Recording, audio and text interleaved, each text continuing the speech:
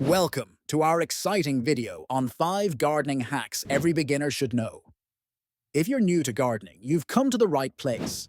We have 5 clever tips that will make your gardening journey fun and easy. Let's dive in. First up, we have a fantastic hack using coffee grounds as fertilizer. Did you know that spent coffee grounds are full of nutrients? They can boost soil health and help your plants grow strong. Just sprinkle used coffee grounds around your plants. It helps retain moisture too.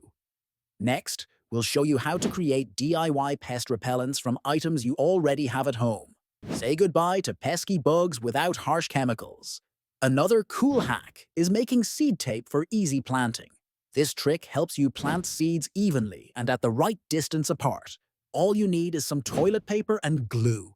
We'll guide you through it step by step. Whether you're growing vegetables or flowers, these garden hacks will make gardening enjoyable for everyone. So grab your gardening gloves and let's get started.